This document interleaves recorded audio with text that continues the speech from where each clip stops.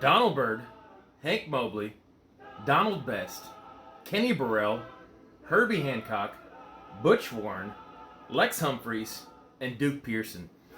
I tell you what, if I feel like if I were trying to conclude one of these Blue Note 4000 series project videos in sub 30 seconds, I feel like that lineup alone should seal the deal. But that lineup, to reiterate it by instrument, is Donald Byrd on trumpet, Hank Mobley tenor sax, Donald Best on vibes, Burrell on guitar, Herbie Hancock piano, Butch Warren on bass, Humphreys on drums, arrangements by Duke Pearson. I know he has writing credits on there. There's a long history of Duke Pearson and Donald Byrd working together on each other's projects and sharing a lot of the credit and work as a team. Also on this, to be noted, it says voices directed by Coleridge Perkinson. That's because there is a 8-piece choir on this album, consisting of 4 men, 4 women. Of that's broken down into 2 tenors, 2 basses, 2 sopranos, 2 altos.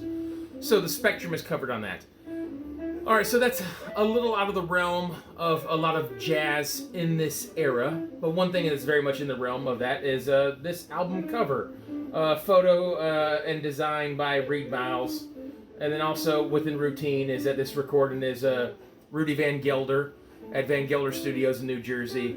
I want to say this is filmed all in one day in January 12th, if I'm not mistaken, 1963. All right, so the thing that's out of routine here is the voices directed by Coleridge Perkinson. If you guys are fans of Donald Byrd, memory try to serve here.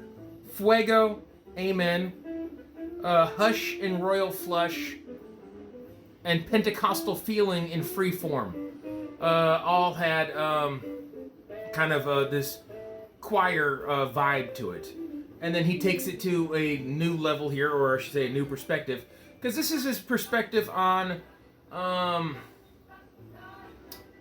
gospel music or spiritual music.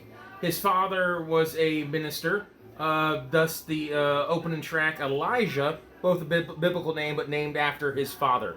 That track should be playing in the background as we listen. This falls right during the heyday of Donald Byrd being an absolute workhorse for Blue Note, both as a leader and sideman. Ironically, if I'm not mistaken, following, which probably was Freeform prior to this, he leaves briefly for this album to Verve before going right back to being a workhorse for Blue Note once again. But this album is more vocalized or verbalized, so there's actual lyrics and speech and not just the oohs and ahs and lahs of a choir. But and then more vocal jazz is down the line for Donald Byrd as well. Not that it's completely uncommon in this era. But I don't know what to say about this other than you can hear in the background. I think it's an absolutely stellar album. Fantastic lineup of players there, as already mentioned. There are, I don't want to say like jamming or ripping moments of this, but there's a lot of up-tempo. This is definitely not dullard music. This is not anything along the lines if you're not familiar with jazz and the first thing you think of is like Muzak jazz, elevator jazz, 80s soft, boring jazz. That's not along the lines of this in any way whatsoever. There's some definite up-tempo, cool arrangements on here. But the stuff that is a little bit slower, like Beast of Burden, the next track on this A-side, I would say are almost chill and relax and almost to the point of being like contemplative music. You know, not so much on the music, but maybe inducing thought within. Or maybe that's just how, you know, I'm verbalizing how this music makes me feel. This is the type of stuff that would allow me to have perspective on things, to steal from the title here. Onto the B-side, Cristo Redentor is the opening track on that.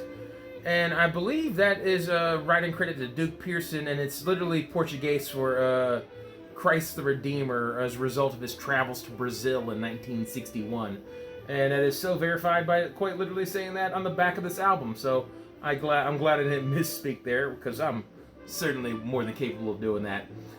Black Disciple. All these tracks have this church choir vocalization. Cristo Redentor would probably have the most gospel or church-like one. Elijah, this is more of the jazz vocals. And then Black Disciple, I know they get their vocals from, I think it says on the back here, Folkways recording of a tribe in the Congo. So that definitely has more of a, I don't want to say Afro beat, but this has more of that has more of the Afro-centric origins of jazz on that. And the final closing track on this is Chant. I do enjoy that rendition of that. But everyone should know Chant from Donald Byrd Chant. This is one of the things that's given him a little bit of a shine in the vinyl community and given him the credit he so deserves. There's multiple represses of that. It's even warranted it. I think that's from 1961, and I'll speak on that briefly because when it finally got released in 1979 as part of the LT series, and unlike that Ike Quebec I just did recently, it never got a 4000 series number, if I'm not mistaken, but deserves respect. But I'm getting sidetracked as I do that, so there's a Verve record and a non-4000 series. But I guess that segue, Ike Quebec just popped in my mind. If anyone gets a chance here, go to Sheriff's channel, Julius Jabbar.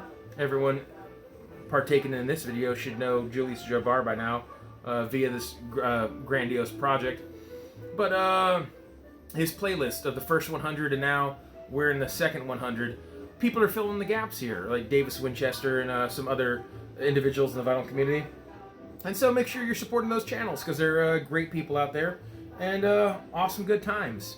I don't know what else to say other than if you were to, I think you should give this album a go. And if jazz isn't your forte, I really do think highly of Donald Byrd and this album in particular, because it's going to give you a little bit different angle on jazz than some music.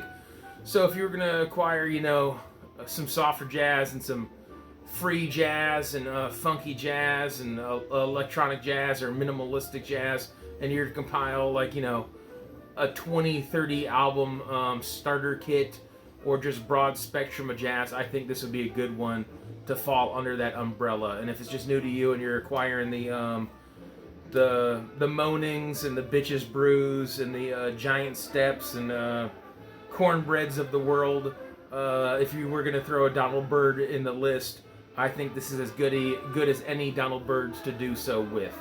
But sidetrack, because that's what I do. Let's keep this under 10 minutes. Take care. I freaking love you guys. As always, be well. God bless. Cheers.